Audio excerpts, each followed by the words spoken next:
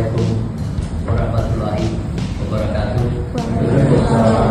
Om Swastiastu, Namo Buddhaya, salam kebajikan. Yang terhormat kolega tuan rumah Bro Kiki yang saya hormati dan murah hati mengadakan acara ini. Yang terhormat kolega para juri, para dokter-dokter, juga kolegin semua yang hadir di sini. Hari ini kita merayakan HUT RI ke-80. Luar biasa. Sana sini kita melihat acara lomba sini dan lomba sana. Acara menjadi semangat. Tentu kita apresiasi pada panitia Al-Berlin yang punya ide-ide. Kita tepuk tangan dulu untuk panitia.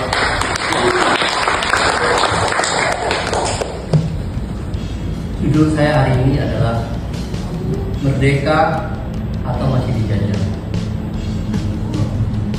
Nah, mari kita flashback. Pada tahun 45, tema yang paling populer adalah apa? Merdeka atau mati. Pada waktu itu semangat kesatuan, persatuan begitu luar biasa. Tapi apa yang terjadi? Sudah 20 tahun, rakyat ternyata mulai bosan. Kenapa? Merdeka sih merdeka katanya, tapi perut masih lapar. Akhirnya sudah 20 tahun, zaman kita diganti dengan zaman yang disebut Orde Baru. Itu terjadi 32 tahun. Tema yang paling populer pada saat itu apa? Pembangunan. Rakyat pada mulanya sangat antusias. Karena apa? Hidup menjadi lebih makmur meskipun mengorbankan katanya sumber daya alam, hak asasi manusia dan sebagainya. Sehingga sudah 32 tahun Orde Baru tumbang dan diganti menjadi Orde Reformasi. Tema yang paling populer di Orde Reformasi kita apa? Segala macam reformasi. Mulai namanya reformasi birokrasi, reformasi hak asasi, dan reformasi hukum dan sebagainya. Apakah rakyat sekarang puas? Hanya waktu yang akan kita lihat nanti. Kita kembali ke tema yang saya mau bawa. Merdeka atau masih dijajah? Pada awal masa pemerintahan Ibu Mega, beliau mengirim seorang menteri ke Jerman yang kebetulan saya kenal cukup baik. Apa yang terjadi? Beliau bertemu dengan petinggi-petinggi mulai dari Jerman Barat maupun Jerman Timur. Di sana Ibu Mega pesan minta semacam informasi dan tutorial bagaimana membangun sistem politik yang lebih baik. Apa yang menarik? Kawan saya bilang yang seorang menteri, Pak Tony tahu di sana ada 50.000 sampai 60.000 Pak sarjana S2, S3. Iya. Misalnya apa? Ternyata kebanyakan propaganda dan agitasi. Luar biasa Pak. Apa korelasinya dengan kita? Mereka mempunyai sebuah pandangan. Ternyata ada 6 poin penting untuk mempertahankan atau menumbuh kembangkan hegemoni dari negara-negara yang maju. Apa itu? Pertama, yang kita sudah tahu, bidang militer yang sampai sekarang masih tetap berjalan. Yang kedua, bidang politik. Ya, quote and quote, kita di brainwash yang sistem yang mereka bilang entah itu demokrasi presidensial, demokrasi parlementer dan sebagainya. Saya dalam hal ini tidak mau berdebat mana yang benar mana yang salah, termasuk sistem autokrasi. Yang ketiga adalah bidang ekonomi. Tadi Bro Aan sudah bilang adanya kerjasama investasi yang intinya apa?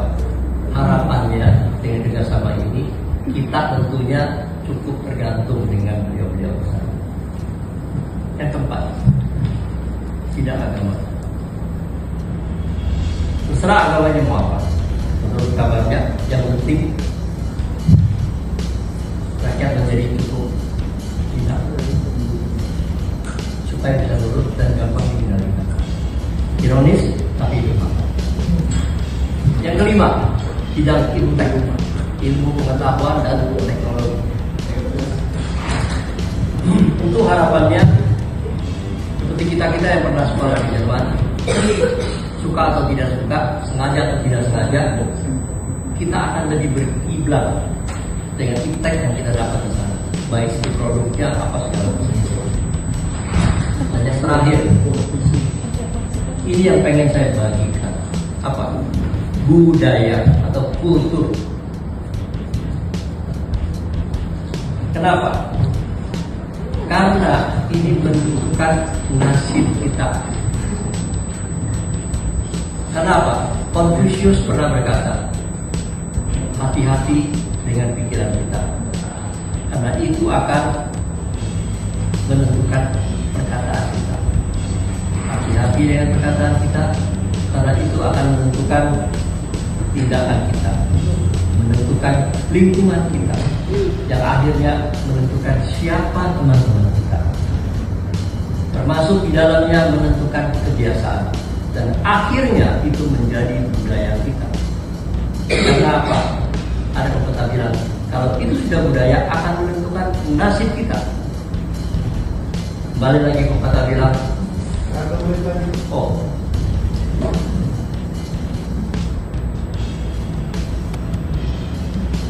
intinya adalah kalau kita mau maju, kita harus mengadakan namanya apa?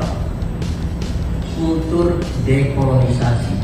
Kultur dekolonisasi itu nggak bisa jalan kalau kita tidak mulai dari mindset.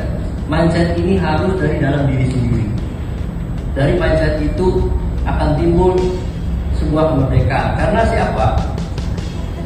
Kolonisasi yang terjadi terus-menerus, negara-negara seperti China, India maupun Brasil itu lumayan berhasil. Kita bicara sekarang merdeka, tapi bagaimana mau merdeka kalau kita masih saja mindsetnya mengadopsi negara-negara dari luar. Jati diri bangsa ini perlu bangkit. Sayang sekali waktunya cuma itu. Sebetulnya kalau diberikan ada sedikit tambahan, tapi oke, kita harus ikuti aturan. Ya, singkat cerita, mulailah dekolonisasi itu dari mindset kita, sehingga kita bisa betul-betul bisa merdeka dan benar-benar menjadi bebas sebagai bangsa yang namanya sekarang berdaulat. Merdeka!